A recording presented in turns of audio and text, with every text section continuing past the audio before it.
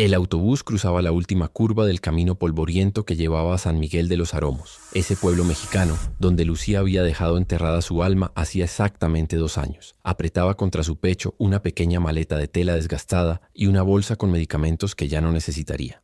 El cáncer que los doctores de Guadalajara habían diagnosticado con tanta certeza resultó ser un error médico monumental. 2 años de tratamientos innecesarios, de veneno corriendo por sus venas, de prepararse para una muerte que nunca llegaría. 52 años tenía Lucía cuando partió, 54 cuando regresaba, pero sentía que había envejecido 20. Su esposo Roberto había muerto 3 años atrás, en ese accidente absurdo en la fábrica textil. Un instante, un error de la maquinaria, y el hombre que había sido su compañero durante 30 años se esfumó. Sin hijos, sin familia cercana, Lucía había enfrentado el diagnóstico fatal con una resignación que ahora le parecía cobarde. Vendió todo lo que pudo, dejó la casa cerrada con candado y se fue a vivir sus últimos días cerca del hospital, en una pensión miserable donde no conocía a nadie, donde nadie la conocía a ella, donde podría morir en paz, sin lágrimas ajenas, sin lástima, pero no murió. Y ahora volvía. El conductor la dejó en la plaza principal, frente a la iglesia de San Miguel Arcángel. Todo parecía exactamente igual. La panadería de Don Chema, la farmacia de los Contreras, el kiosco donde los domingos tocaba la banda municipal.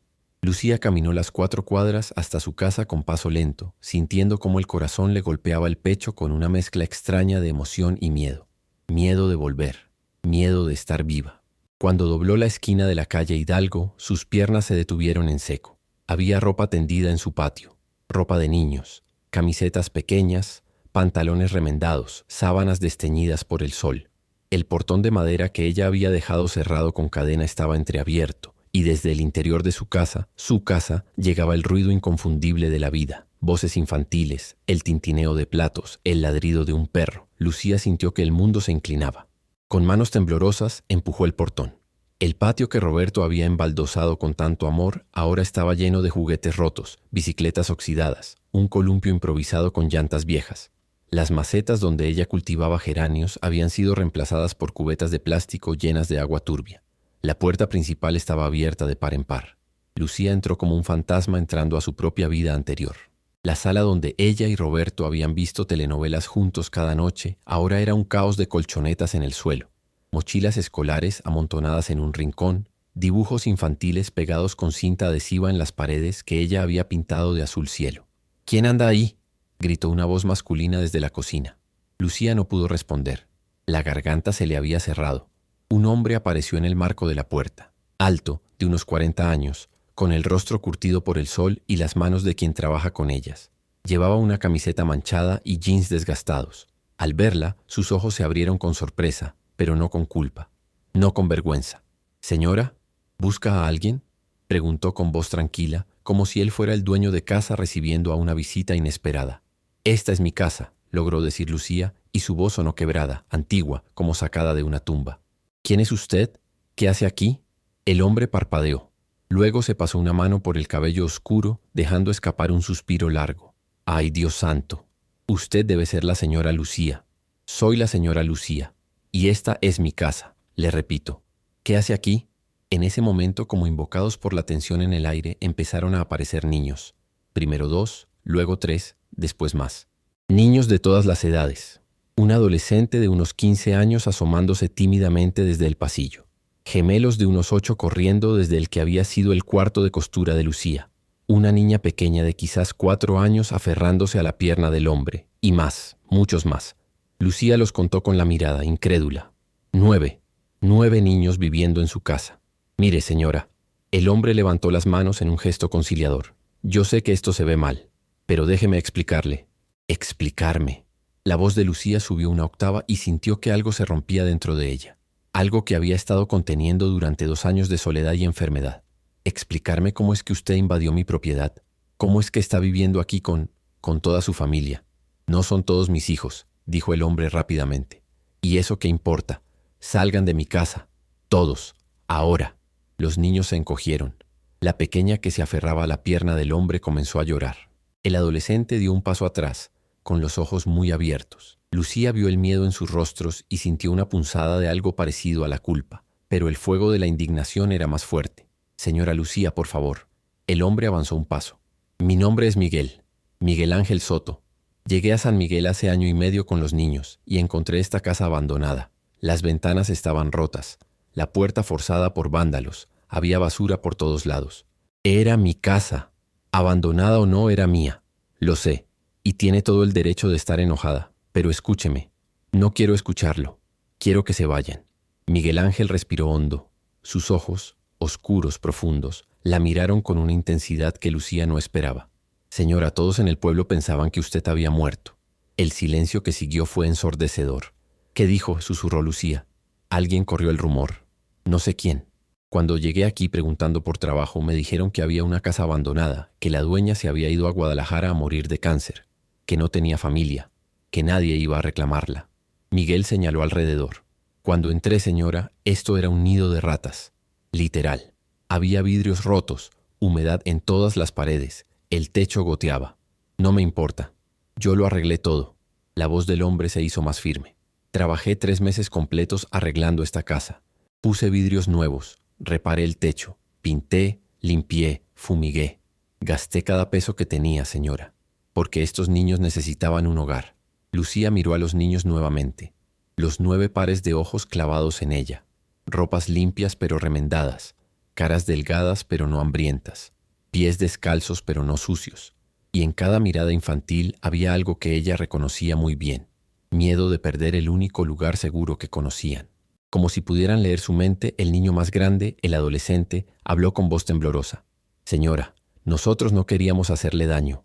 Miguel nos salvó a todos. Si no fuera por él... Cállate, Jorge, interrumpió Miguel con suavidad. Esto es entre la señora y yo. Pero Lucía ya no podía dejar de mirarlos. 9 niños, 9 historias. Y este hombre, este invasor, parecía ser el único hilo que los mantenía unidos. ¿Quiénes son?, preguntó, y su voz salió más débil de lo que esperaba. ¿De dónde vienen? Miguel vaciló. Luego, muy lentamente, señaló a la niña pequeña que lloraba en silencio. Esta es Camila. Tiene 4 años. La encontré en un basurero en Monterrey. Alguien la había abandonado ahí. Lucía sintió que el estómago se le revolvía. Los gemelos, Carlos y Camilo, continuó Miguel señalando a 2 niños idénticos de unos 8 años. Los rescaté de una casa donde los golpeaban. Jorge, el adolescente, vivía en la calle cuando lo conocí. Los otros... Su voz se quebró ligeramente. Todos tienen historias parecidas, señora. Todos son niños que nadie quiso, que nadie reclamó. Como esta casa. Las palabras cayeron sobre Lucía como piedras. Usted no entiende, dijo, pero las palabras sonaron huecas incluso a sus propios oídos. Esta casa es todo lo que me queda de mi vida con Roberto. Es todo lo que tengo. Yo volví porque pensé que podría recuperar algo. Pensé que todavía quedaba un pedazo de mí aquí, pero lo que encontró era esto, una invasión, una apropiación, una nueva familia viviendo en los huesos de su vida anterior. Señora Lucía, Miguel dio otro paso adelante y ahora su voz tenía un tono casi suplicante. Deme una semana, solo una semana para encontrar otro lugar para nosotros. No puedo sacarlos a la calle hoy.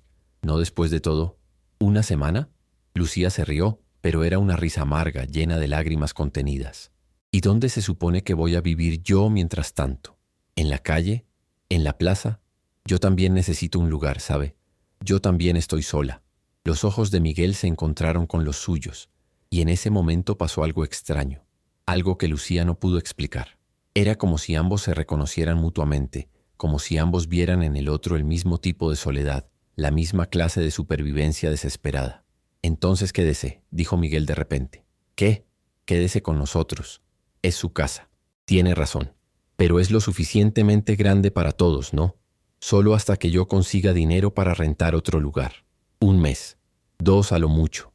Lucía abrió la boca para negarse, para gritarle que estaba loco, que eso era lo más ridículo que había escuchado en su vida. Pero entonces miró nuevamente a los niños y vio algo que no había visto antes. En la esquina de la sala, sobre la mesita donde ella solía poner el florero de porcelana de su abuela, había una foto. Una foto enmarcada con cuidado, con flores secas alrededor. Era una foto de ella y Roberto, tomada en su aniversario número 20, en el jardín de esta misma casa. ¿De dónde sacaron eso?, susurró. Miguel siguió su mirada. La encontramos cuando estábamos limpiando.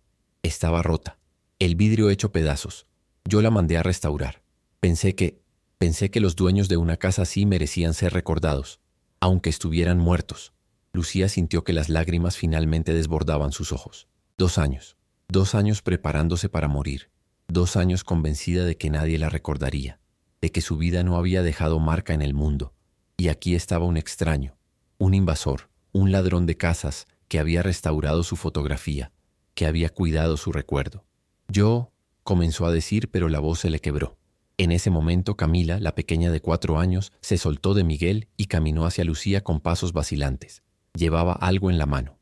Cuando llegó frente a ella, se lo extendió tímidamente. Era un dibujo hecho con crayones. Una casa, una mujer con cabello gris y 9 figuras pequeñas alrededor, todas tomadas de la mano. Miguel nos dijo que hiciéramos un dibujo para usted, susurró la niña con voz apenas audible, para cuando volviera, porque él decía que usted iba a volver, que alguien que tenía una casa tan bonita no podía estar realmente muerta. Lucía tomó el dibujo con manos temblorosas. Lo miró. Y algo dentro de ella, algo que había estado congelado durante 2 años de soledad y desesperanza, comenzó a romperse, o tal vez a despertar. Yo necesito aire, logró decir. Necesito pensar. Se dio la vuelta y salió al patio con el dibujo apretado contra su pecho. Detrás de ella, escuchó la voz de Miguel dándoles instrucciones a los niños en voz baja, pidiéndoles que fueran a sus cuartos, que le dieran espacio a la señora. Lucía se sentó en el escalón del patio, el mismo escalón donde Roberto solía sentarse a fumar un cigarrillo después de la cena, y dejó que las lágrimas corrieran libremente. Había venido a casa buscando su pasado, pero lo que encontró era un presente que no entendía, y un futuro que la aterraba, porque en el fondo, en ese lugar secreto donde guardamos nuestras verdades más oscuras, Lucía sabía algo. La casa vacía que había dejado atrás era también un reflejo de su corazón vacío. Y estos extraños, este hombre y estos 9 niños que no le pertenecían, habían llenado ambos espacios sin pedirle permiso. La pregunta era, ¿iba a tener el valor de dejarse invadir? ¿O iba a defender su soledad hasta el final, aunque eso significara volver a estar completamente sola? Mientras el sol de la tarde caía sobre San Miguel de los Aromos, Lucía miró el dibujo en sus manos y se dio cuenta de algo más. En el papel, la mujer con cabello gris estaba sonriendo. Y ella no podía recordar la última vez que había sonreído de verdad. Miguel salió al patio en silencio y se sentó a 2 metros de ella, respetando la distancia. Durante varios minutos ninguno habló.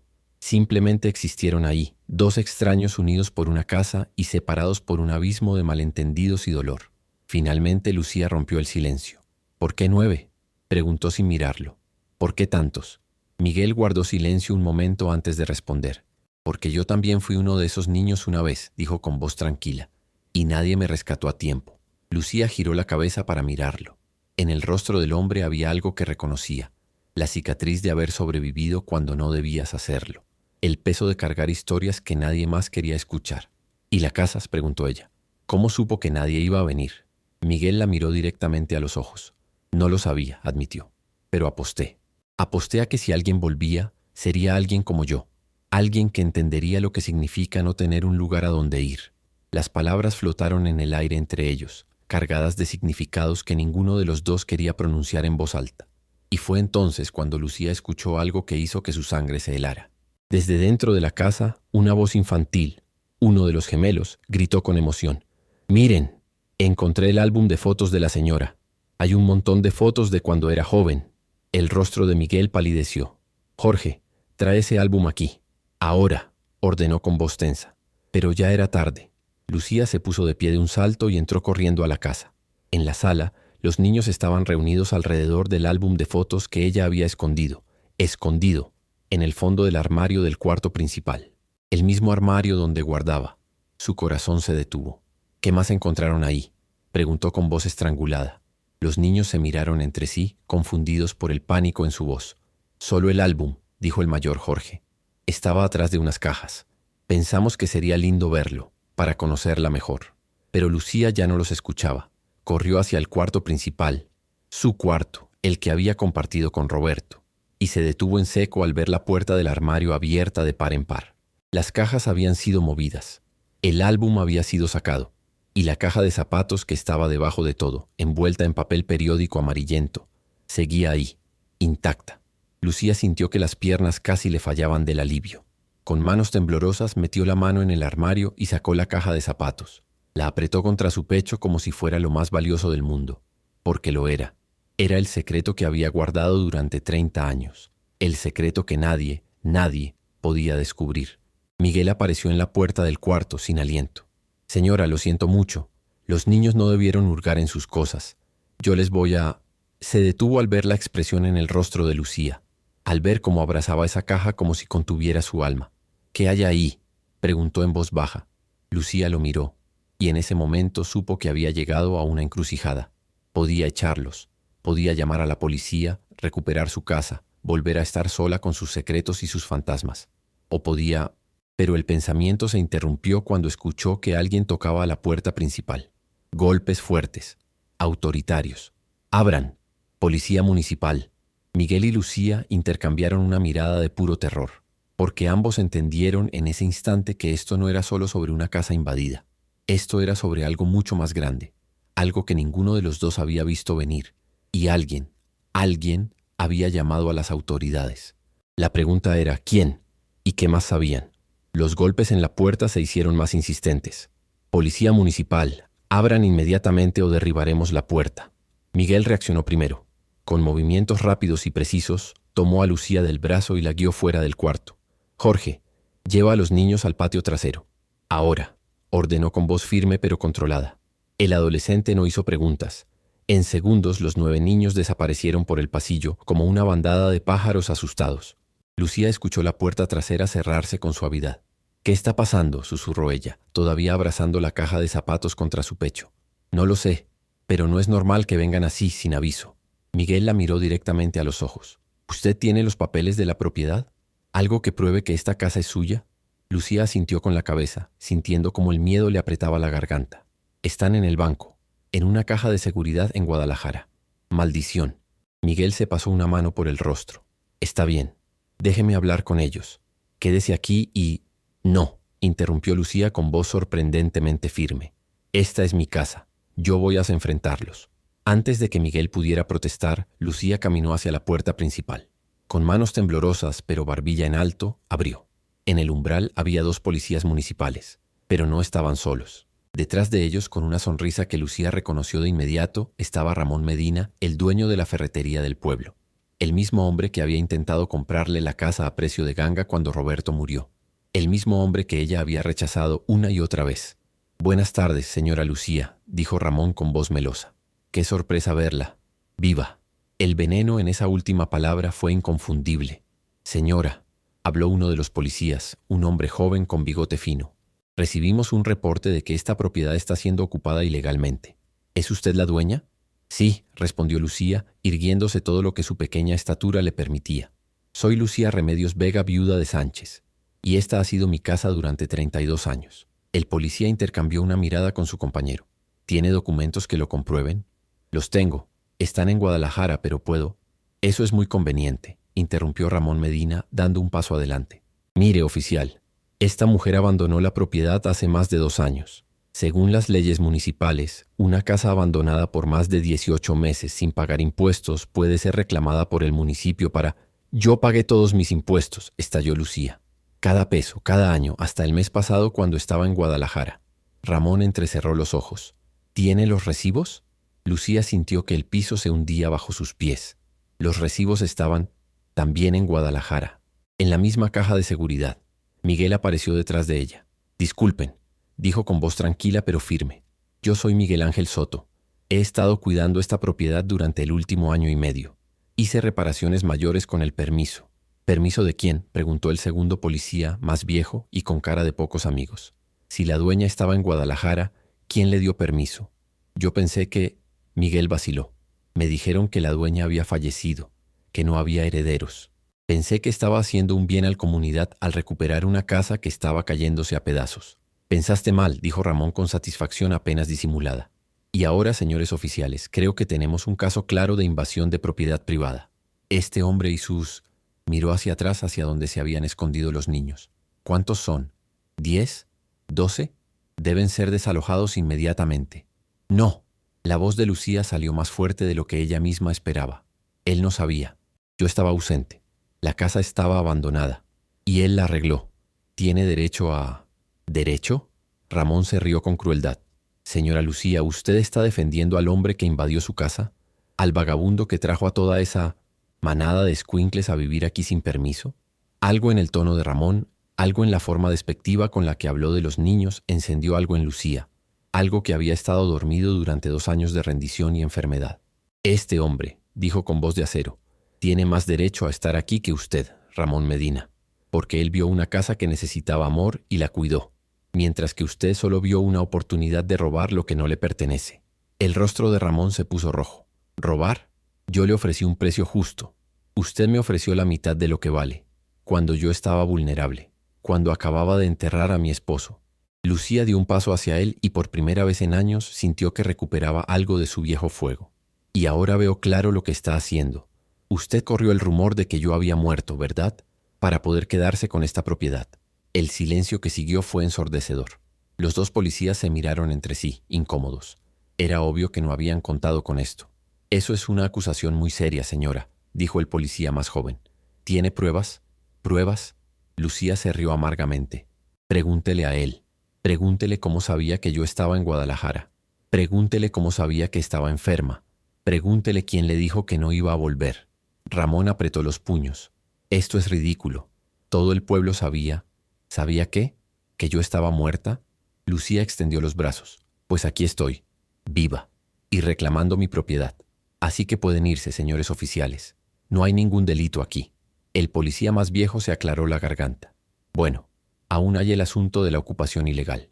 Este señor, señaló a Miguel, no tiene derecho a estar aquí si usted no le dio permiso por escrito. Entonces se lo doy ahora, dijo Lucía sin vacilar. Miguel la miró con los ojos muy abiertos. ¿Qué? Escuchó bien. Lucía se volvió hacia los policías. Yo, Lucía Remedios Vega, viuda de Sánchez, doy mi consentimiento pleno para que el señor Miguel Ángel Soto y su familia permanezcan en esta propiedad como vaciló un momento, mis inquilinos. ¿Eso resuelve el problema legal? Los policías se miraron entre sí, claramente confundidos por el giro de los acontecimientos. Bueno, supongo que si usted es la dueña y da su consentimiento... Esto es una farsa, explotó Ramón. Esta mujer acaba de llegar. ¿Cómo sabemos que realmente es la dueña? Podría ser cualquiera. Podría estar conspirando con este invasor para... Suficiente. Todos se giraron. En la puerta del patio trasero estaba Jorge, el adolescente, y en sus manos llevaba algo que hizo que Lucía sintiera que el corazón se le detenía. Un documento viejo, amarillento, con sellos oficiales.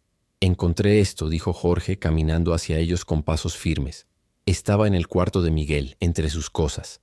Es la escritura de la casa, y dice claramente que pertenece a Lucía Remedios Vega, viuda de Sánchez. Miguel palideció. Jorge, yo... ¿De dónde sacaste eso?, susurró Lucía. El muchacho le extendió el documento con manos temblorosas. Lucía lo tomó y lo abrió con dedos que apenas podían sostenerlo. Era real. Era la escritura original de la casa, la misma que ella había dejado en el notario público cuando salió de San Miguel, con instrucciones de que la destruyeran si ella moría. ¿Cómo? Comenzó a decir mirando a Miguel con una mezcla de confusión y algo parecido al terror. Miguel tragó saliva. Yo fui al notario cuando llegué al pueblo, preguntando por casas disponibles. El viejo licenciado Maldonado me mostró. Me dijo que había una propiedad abandonada, que la dueña había dejado instrucciones de destruir los papeles si moría, pero que, respiró hondo, que él no podía hacerlo, que no le parecía bien. Me dio una copia. Me dijo que si algún día usted volvía, debía devolvérsela. ¿Y usted?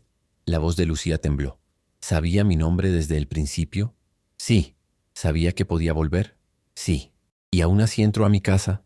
Miguel la miró directamente a los ojos, y en su mirada había algo que Lucía no pudo descifrar del todo. Arrepentimiento, sí, pero también algo más profundo. Aposté a que si usted volvía, sería porque necesitaba la casa tanto como nosotros. Su voz se hizo más suave. Aposté a que sería el tipo de persona que entendería. Por un momento, nadie habló. El peso de esa confesión llenó todo el espacio. Finalmente, el policía más joven carraspeó.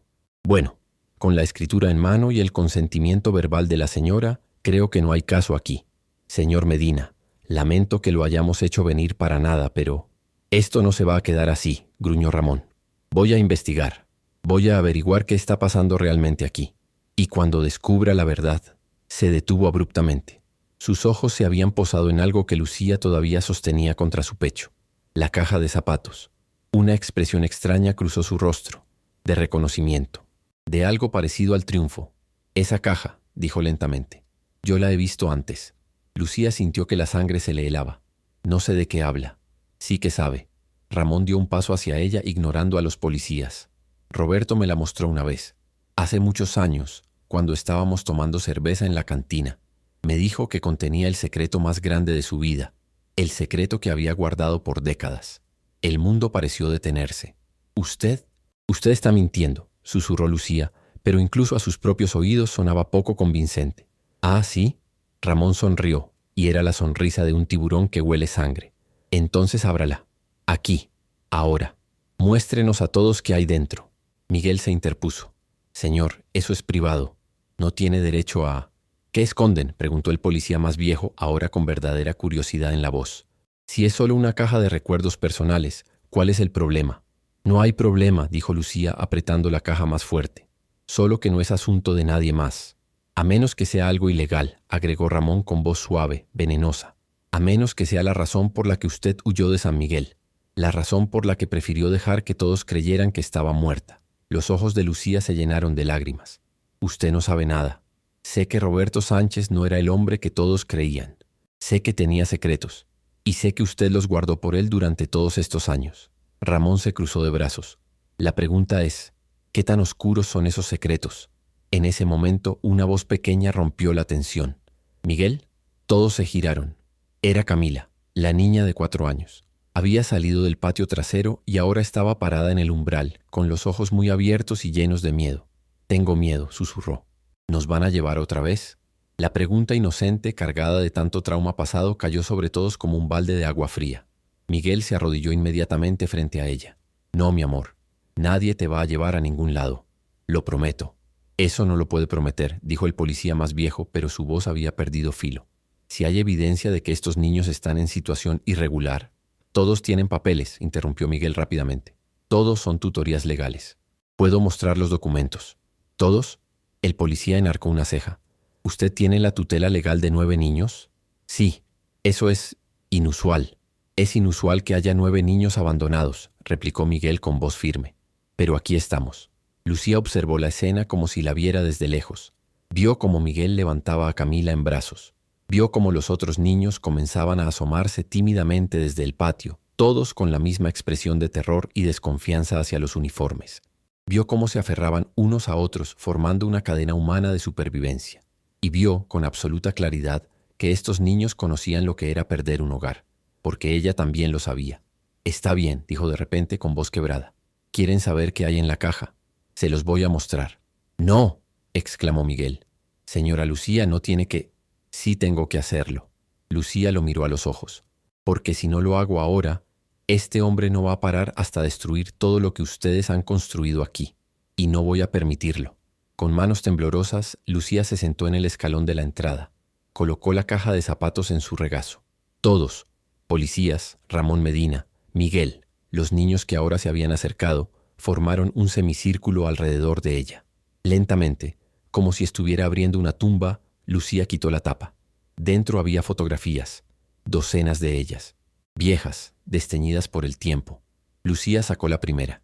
Era de un bebé, un recién nacido con los ojos cerrados, envuelto en una manta blanca. Dijo con voz apenas audible, es mi hijo. Se llamaba Daniel. El silencio fue absoluto. ¿Usted tenía un hijo?, preguntó Miguel con suavidad. Lucía asintió con lágrimas rodando por sus mejillas.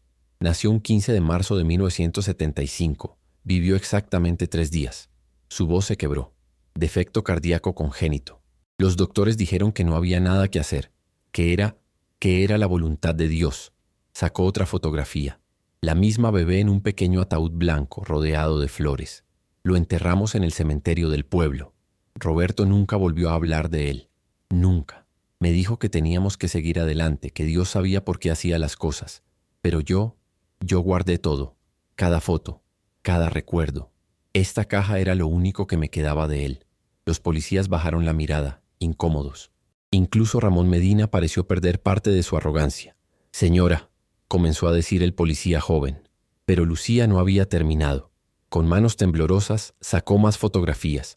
Y estas eran diferentes. Eran de otros bebés. Diferentes. En diferentes años. Este es Martín, dijo, señalando una foto fechada en 1977. Nació prematuro. Vivió 2 semanas. Otra foto. Esta es Ana María, 1979. Síndrome de Down severo. Los doctores dijeron que no sobreviviría un año. No lo hizo. Con cada fotografía, cada nombre, cada fecha, la verdad se iba revelando como las capas de una herida muy antigua. Tuve 7 embarazos, susurró Lucía. 7 hijos. Ninguno llegó a ver su primer año de vida.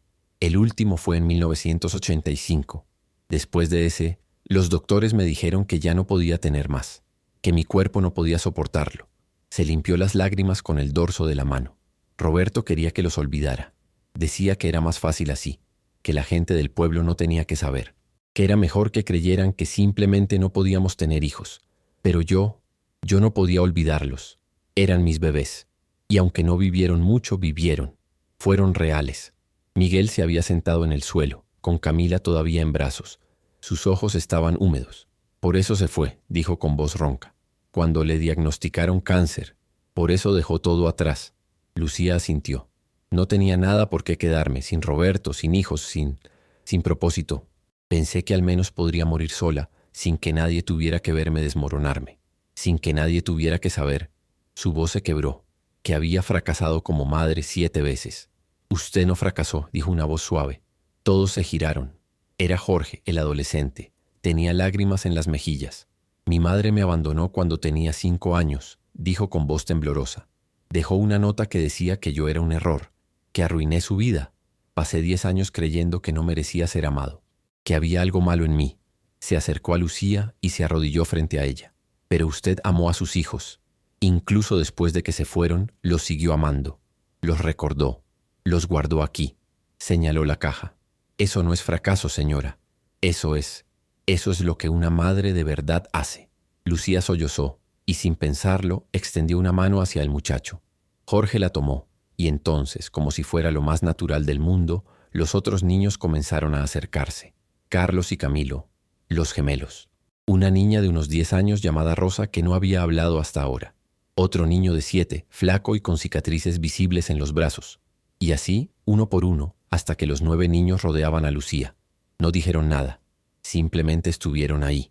Y en ese momento, en ese círculo de pequeños sobrevivientes rodeando a una mujer que había sobrevivido sus propias pérdidas imposibles, algo cambió. Incluso los policías parecían conmovidos. El más viejo se aclaró la garganta ruidosamente y miró hacia otro lado. Ramón Medina, sin embargo, no había terminado. Muy conmovedor, dijo con sarcasmo apenas velado. Pero esto no cambia el hecho de que... Váyase. La voz era de Miguel. Se había puesto de pie, con Camila todavía en brazos, y ahora miraba a Ramón con una intensidad que podría haber derretido acero. Señor Medina, consiguió lo que vino a buscar. Ya sabe los secretos de esta casa. Ya hizo que esta mujer reviviera sus peores dolores. ¿Está satisfecho? ¿O necesita humillarla un poco más para sentirse importante? Ramón lo miró con odio puro. Ten cuidado, muchacho. No sabes con quién estás hablando. Sé exactamente con quién estoy hablando. Miguel dio un paso adelante. Estoy hablando con un hombre que ve una casa y solo ve dinero, que ve a una viuda vulnerable y ve una oportunidad, que ve a niños abandonados y los llama manada de escuincles. Sé perfectamente con quién estoy hablando. Miguel, advirtió el policía más viejo. No, interrumpió Lucía poniéndose de pie. Tiene razón. Se volvió hacia Ramón. Usted corrió el rumor de que yo estaba muerta. Lo hizo para poder quedarse con esta propiedad. Pero adivine qué, señor Medina. Estoy viva. Y no voy a ningún lado. Y esta casa, mi casa, va a seguir siendo un hogar para esta familia. ¿Familia? Ramón se rió. ¿De verdad va a acoger a este vagabundo y sus...? Sí, interrumpió Lucía, y su voz sonó más fuerte de lo que se había sentido en años. Sí, lo voy a hacer. Porque ellos hicieron por esta casa lo que yo no pude. Le devolvieron la vida. Y tal vez... Su voz se suavizó, mirando a los niños. Tal vez me la devuelvan a mí también. Ramón abrió la boca para replicar, pero el policía más viejo lo detuvo con un gesto. Ya es suficiente. La señora ha dejado clara su posición. No hay caso aquí. Vámonos. Pero, vámonos, repitió el oficial con firmeza, a menos que quiera que lo arreste por acoso. Ramón Medina los fulminó a todos con la mirada. Luego, con un movimiento brusco, se dio la vuelta y se marchó, seguido por los 2 policías. Cuando la puerta se cerró detrás de ellos, el silencio que quedó fue denso, cargado de emociones que nadie sabía cómo procesar. Finalmente fue la pequeña Camila quien habló. ¿Eso significa que podemos quedarnos?, preguntó con voz esperanzada. Lucía miró a Miguel. Miguel la miró de vuelta, y en esa mirada compartieron una conversación silenciosa que ninguno de los dos estaba seguro de querer tener en voz alta, porque ambos sabían que esto no era el final, era solo el principio, y ambos sabían que las cosas estaban a punto de complicarse mucho más, porque esa misma noche, cuando todos dormían, Lucía descubriría algo más en la casa, algo que Miguel había escondido, algo que cambiaría todo, y entonces tendría que tomar una decisión: confiar en este extraño que había invadido su casa, o protegerse a sí misma antes de que fuera demasiado tarde. Mientras la luna se elevaba sobre San Miguel de los Aromos, proyectando sombras largas sobre la casa de la calle Hidalgo, los secretos seguían multiplicándose, como semillas plantadas en tierra fértil, esperando el momento perfecto para germinar. Y cuando lo hicieran, nada volvería a ser lo mismo. Eran las 3 de la madrugada cuando Lucía despertó con sed.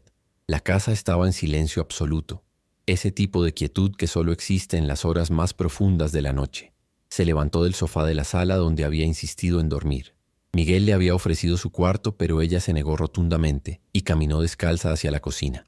La luz de la luna entraba por la ventana, creando charcos plateados en el piso de mosaico que Roberto había instalado con sus propias manos.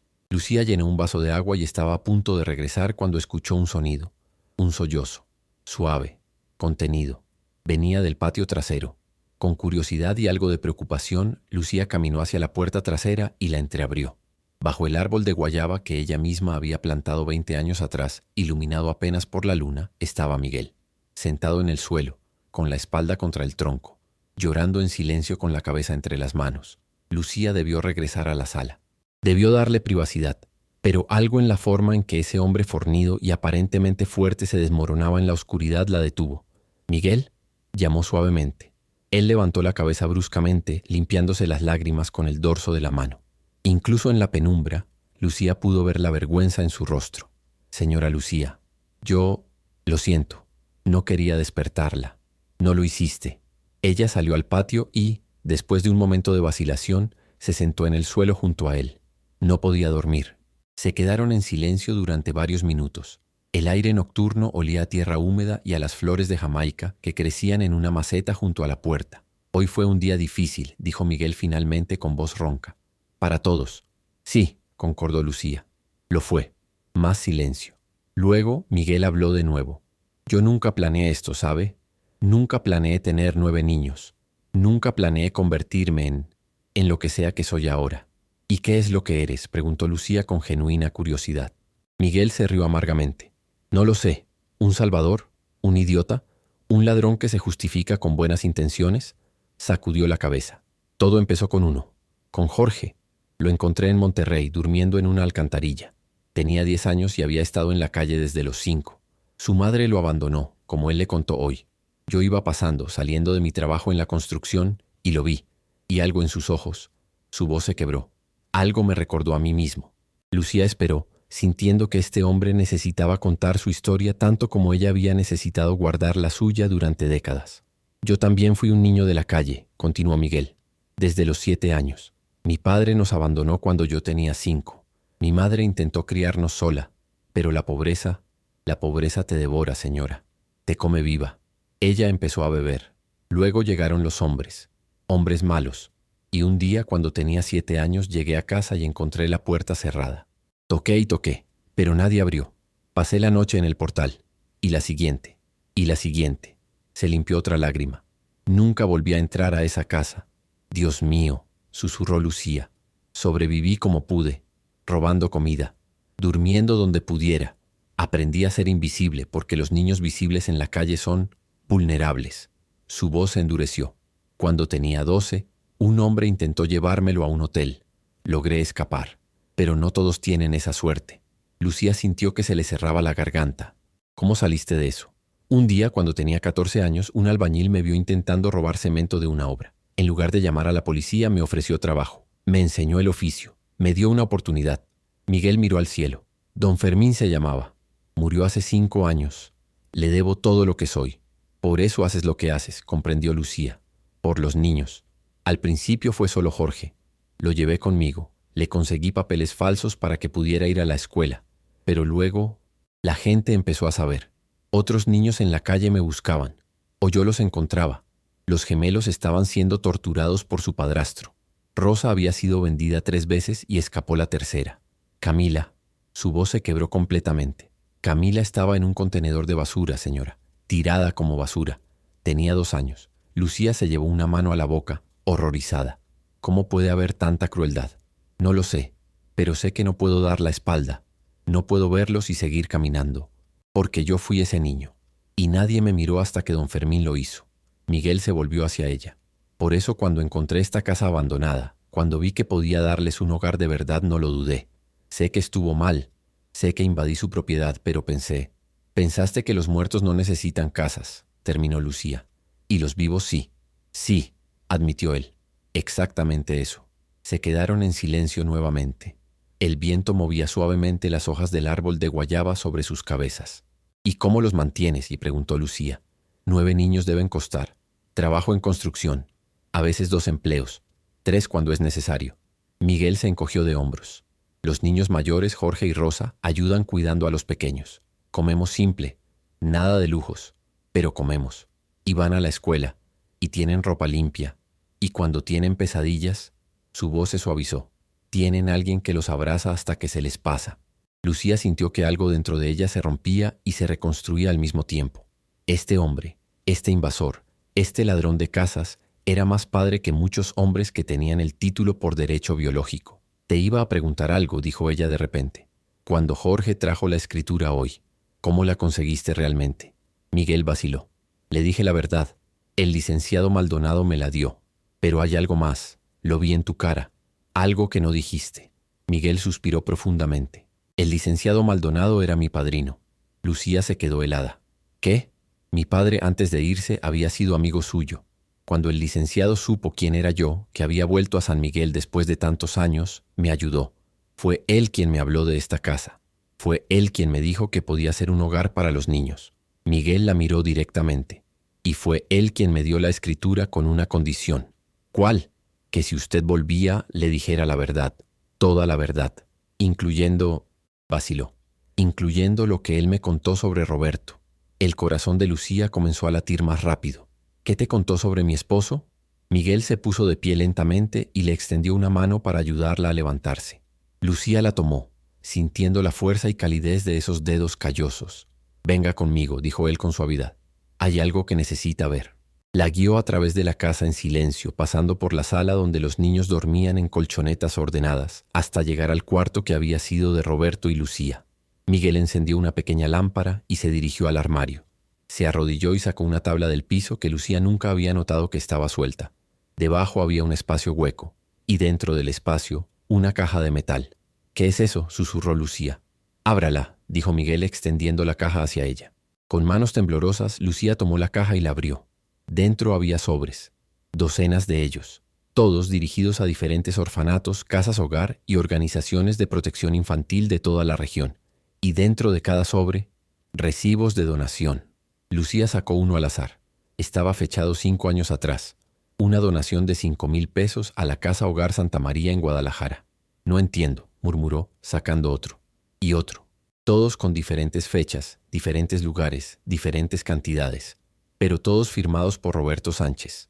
Su esposo, dijo Miguel con voz suave, donaba casi todo su salario a organizaciones que ayudaban a niños abandonados. El licenciado Maldonado era su abogado y manejaba las donaciones discretamente. Roberto no quería que nadie supiera. ¿Por qué? La voz de Lucía era apenas un susurro. Por respeto a usted. Miguel se sentó en el borde de la cama. El licenciado me dijo que Roberto se sentía tremendamente culpable, por no haber podido darle hijos que sobrevivieran, por verla sufrir una y otra vez.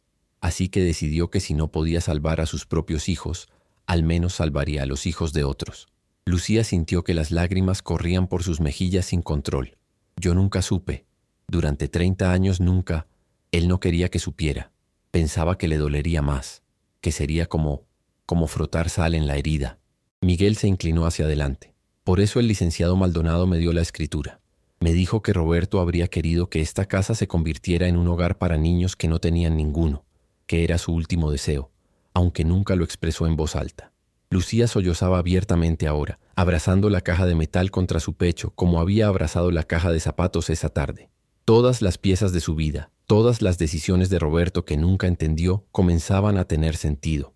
El hombre taciturno que nunca quería hablar de los bebés perdidos. El esposo que trabajaba turnos dobles sin quejarse. El marido que insistía en que tenían suficiente con solo ellos dos. No era frialdad, era culpa, era una forma distorsionada de amor. Era su manera de cargar con el dolor que no podía compartir con ella. Debió decírmelo, sollozó Lucía. Debimos haberlo sobrellevado juntos. Lo sé, dijo Miguel. Pero a veces la gente carga sus dolores a solas porque no sabe cómo compartirlos. Créame, lo entiendo. Y Lucía supo que sí lo entendía, porque Miguel también era alguien que cargaba mundos enteros sobre sus hombros en silencio. Se quedaron así, en ese cuarto lleno de fantasmas y secretos revelados, hasta que las primeras luces del amanecer comenzaron a filtrarse por la ventana. «¿Qué vamos a hacer ahora?», preguntó Lucía finalmente, limpiándose las lágrimas. «No lo sé», admitió Miguel, «pero sé lo que me gustaría que pasara». «¿Qué?». «Me gustaría que esta casa se convirtiera en lo que Roberto soñaba. Un hogar de verdad, no solo un refugio temporal». Miguel la miró con esperanza cautelosa. «Sé que es mucho pedir. Sé que acabamos de conocernos. Pero si usted me diera una oportunidad». «Somos muy diferentes», interrumpió Lucía. «Lo sé. Yo soy vieja, amargada, y no sé nada sobre criar niños». «No es cierto. Usted sabe lo más importante. Cómo amar a pesar del dolor». «Apenas tengo dinero. La pensión de viuda no alcanza para mucho. Yo trabajo. Y los niños mayores podrán trabajar cuando tengan edad. Nos las arreglaremos. La gente del pueblo va a hablar. Van a decir cosas horribles. Que hablen».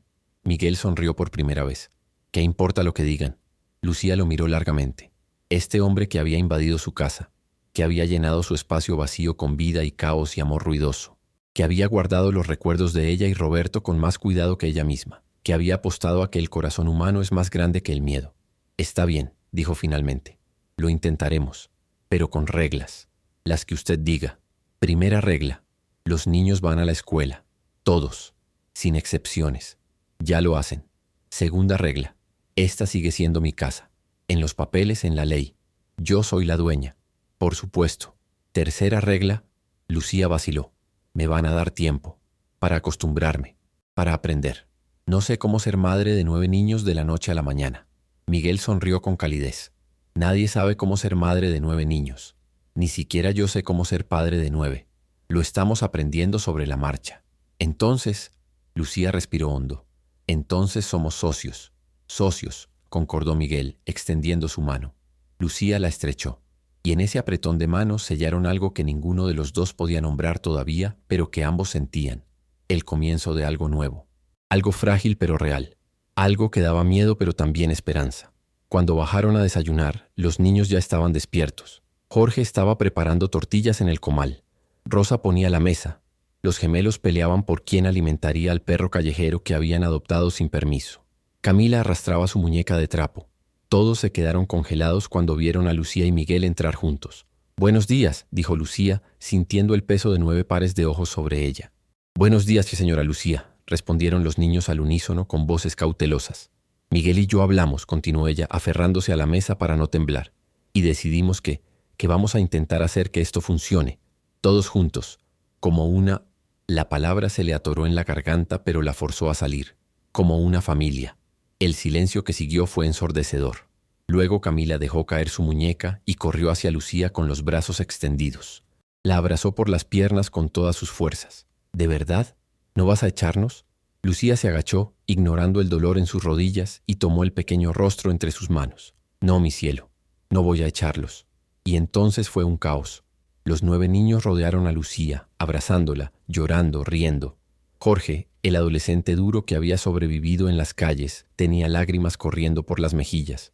Rosa susurraba: «Gracias», una y otra vez. Los gemelos saltaban de emoción. Miguel observaba desde un lado, con los ojos brillantes, sonriendo de una manera que transformaba completamente su rostro curtido. «Pero hay reglas», logró decir Lucía entre el tumulto de abrazos. «Muchas reglas, y espero que las cumplan». «Las cumpliremos», prometieron todos al unísono. «Y tienen que ser pacientes conmigo. Soy vieja y cascarrabias y no sé cómo hacer muchas cosas». «Nosotros te enseñamos», dijo Carlos, uno de los gemelos. «Sabemos hacer muchas cosas». «¿De verdad?». «Yo sé lavar ropa», ofreció Rosa tímidamente. «Yo sé arreglar bicicletas», agregó Jorge. «Yo sé contar hasta 100, presumió Camila. «Y yo sé hacer las mejores tortillas del mundo», dijo Camilo, el otro gemelo, señalando orgullosamente el comal. Lucía se rió. Y fue una risa real, genuina, la primera en años. El sonido llenó la cocina como música. Los siguientes días fueron un ajuste constante. Lucía aprendió los nombres de todos, sus gustos, sus manías, sus miedos. Aprendió que Jorge tenía pesadillas sobre su madre, que Rosa no podía dormir sin una luz encendida, que los gemelos habían desarrollado un lenguaje secreto entre ellos, que Camila llamaba mamá cielo a su madre desconocida y ahora quería llamar abuela casa a Lucía. También hubo conflictos, discusiones sobre el ruido, sobre el desorden, sobre las responsabilidades. Lucía era ordenada y meticulosa. Los niños eran caóticos y espontáneos. Miguel era paciente y flexible. Lucía era estricta y estructurada. Chocaban, se frustraban mutuamente. Pero cada noche, después de que todos se dormían, Miguel y Lucía se sentaban en el patio bajo el árbol de guayaba y hablaban. Compartían sus frustraciones, sus miedos, sus pequeñas victorias. Y lentamente, muy lentamente, comenzaron a conocerse. Lucía descubrió que Miguel tenía un sentido del humor seco y afilado, que tocaba la guitarra pero solo cuando creía que nadie escuchaba, que había enseñado a cada uno de los niños a leer personalmente, con paciencia infinita. Miguel descubrió que Lucía sabía más chistes malos que nadie que hubiera conocido, que bordaba hermoso, que podía cocinar guisos que hacían llorar de felicidad, que debajo de su exterior áspero había un corazón que había sobrevivido demasiado dolor y seguía latiendo. Un mes después del retorno de Lucía, llegó un sobre certificado. Era del banco en Guadalajara. Contenía todos los documentos que Lucía había dejado en la caja de seguridad, incluyendo los recibos de pago de impuestos que demostraban que nunca había abandonado realmente la propiedad. Ramón Medina nunca volvió, pero su derrota se sintió como una victoria para todos en la casa de la calle Hidalgo. 2 meses después, un trabajador social del DIF apareció para hacer una inspección de rutina. Lucía y Miguel estaban aterrorizados, seguros de que les quitarían a los niños. Pero el trabajador social, una mujer mayor con ojos cansados pero bondadosos, miró alrededor de la casa. Vio las paredes decoradas con dibujos infantiles. Vio la mesa grande donde todos comían juntos. Vio las tareas escolares organizadas en un rincón. Vio a los niños limpios, bien alimentados, felices. Esto es irregular, dijo finalmente. Muy irregular. El corazón de Lucía se hundió. Pero la trabajadora social sonrió. También es exactamente lo que estos niños necesitan. Voy a recomendar que se les permita continuar con este arreglo, siempre y cuando sigan demostrando que pueden proporcionar un ambiente estable. Cuando se fue, Lucía y Miguel se abrazaron. Fue la primera vez que se abrazaban, y en ese abrazo había gratitud, alivio y algo más. Algo que ninguno de los dos estaba listo para nombrar todavía. Los meses pasaron. El verano se convirtió en otoño. Las hojas del árbol de guayaba cayeron y volvieron a brotar. Y la casa en la calle Hidalgo se transformó en algo que nunca había sido antes. Un hogar. Un verdadero hogar. No perfecto. Nunca perfecto. Había días difíciles. Días en que Lucía extrañaba el silencio de su casa vacía. Días en que Miguel se sentía abrumado por la responsabilidad de tantas bocas que alimentar. Días en que los niños peleaban, lloraban, se frustraban. Pero también había días buenos. Días en que Jorge traía a casa una buena calificación y Lucía lloraba de orgullo. Días en que Rosa finalmente se atrevía a cantar en voz alta y su voz era hermosa. Días en que los gemelos hacían reír a todos con sus travesuras. Días en que Camila decía, «Te quiero, abuela casa», y Lucía sentía que su corazón se expandía más allá de lo que creía posible. Y hubo una noche, 6 meses después de su retorno, cuando Lucía estaba sentada en la sala remendando una camisa de uno de los niños. Miguel entró y se sentó a su lado. «Tengo algo que decirle», dijo con voz seria. Lucía dejó la costura con el corazón acelerado. «¿Qué pasa? ¿Algo malo?» «No, algo bueno, creo». Miguel respiró hondo. «Me ofrecieron un trabajo mejor, en una constructora grande en León. Paga el doble de lo que gano ahora». «Eso es maravilloso», dijo Lucía, aunque sintió una punzada extraña en el pecho. «¿Cuándo te vas?» Miguel la miró directamente a los ojos. «No voy a irme, a menos que usted quiera que me vaya». «¿Qué? ¿Por qué?» «Porque este es nuestro hogar ahora, el de todos nosotros. Y el dinero no vale nada si significa romper esta familia que hemos construido». Tomó la mano de Lucía suavemente. «Así que necesito saber, ¿quiere que me quede? ¿Quiere que sigamos haciendo esto juntos?» Lucía miró su mano en la de Miguel. Manos tan diferentes, las de ella pequeñas y arrugadas, las de él grandes y callosas. Pero encajaban. De alguna manera extraña e inesperada, encajaban. «Quiero que te quede», susurró. «Todos queremos que te quedes». Miguel sonrió, esa sonrisa que transformaba todo su rostro. Entonces me quedo. Y se quedó. Un año después del retorno de Lucía, la casa de la calle Hidalgo era el centro de todo en San Miguel de los Aromos. Los vecinos que al principio miraban con desconfianza ahora traían ropa que ya no usaban para los niños. La panadería de Don Chema les regalaba el pan del día anterior. La maestra de la escuela primaria visitaba regularmente para ayudar con las tareas. Ramón Medina había vendido su ferretería y se había mudado a otro pueblo. Algunos decían que la vergüenza lo había perseguido hasta que no tuvo más opción que irse. Y una tarde de domingo, cuando toda la familia estaba reunida en el patio después de comer, Jorge se acercó a Lucía y Miguel con algo en las manos. Era un certificado enmarcado. Lo había mandado hacer en secreto con su primer sueldo de un trabajo de medio tiempo. En el certificado con letras elegantes decía: Certificado de familia. Se certifica que esta casa, ubicada en calle Hidalgo número 47, es el hogar de Lucía Remedios Vega, viuda de Sánchez, matriarca; Miguel Ángel Soto, patriarca; y sus 9 hijos del corazón: Jorge, Rosa, Carlos, Camilo, Camila y 4 más. Familia no es solo sangre. Familia es amor, esfuerzo y elección. Establecida. El día que todos decidieron quedarse. Lucía leyó el certificado con lágrimas corriendo por sus mejillas. Miguel tenía que limpiarse los ojos con el dorso de la mano. Los 9 niños los rodearon, formando ese círculo que ya era familiar, ese abrazo colectivo que significaba todo. ¿Les gusta?, preguntó Jorge con voz nerviosa.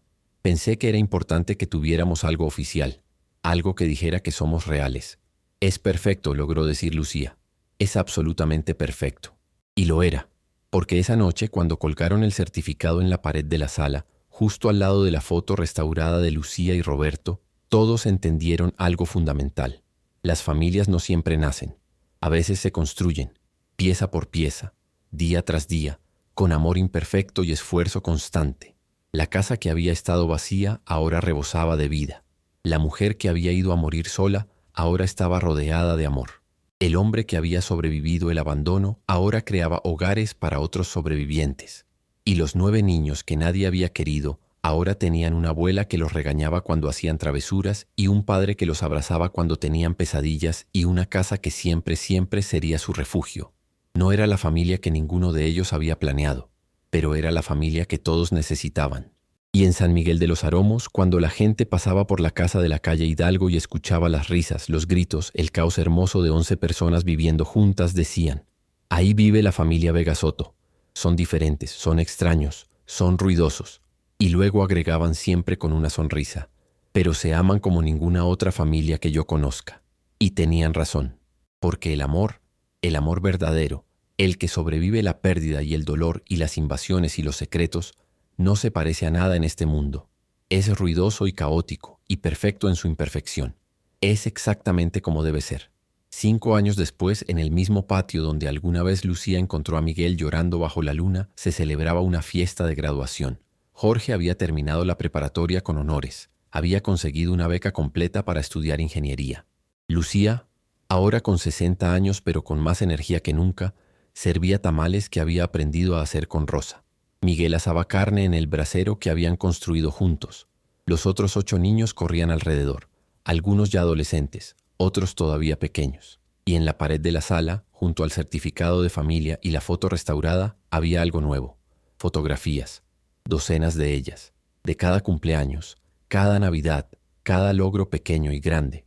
Una galería de momentos robados a la desesperación, una colección de pruebas de que los finales tristes no son los únicos posibles, de que a veces, cuando menos lo esperas, la vida te da una segunda oportunidad, y cuando la aprovechas, cuando abres la puerta en lugar de cerrarla, cuando eliges el amor en lugar del miedo, cuando construyes en lugar de destruir, puede pasar algo milagroso. Puede que la casa abandonada vuelva a ser un hogar. Puede que el corazón roto aprenda a latir de nuevo. Puede que los perdidos se encuentren mutuamente. Y puede que descubras que la familia más perfecta es aquella que eliges construir con las piezas rotas que la vida te dio. ¿Te gustó esta historia? Déjanos tu comentario contándonos qué parte te emocionó más. ¿Fue cuando Lucía decidió quedarse? ¿Cuándo descubrió el secreto de Roberto? ¿O el momento en que Jorge le regaló el certificado? Comparte esta historia con alguien que necesite recordar que nunca es tarde para comenzar de nuevo. Que el amor verdadero a veces llega de las formas más inesperadas. porque todos merecemos una familia y todos merecemos un hogar. Y a veces ambos están esperándonos en el último lugar donde pensaríamos buscar.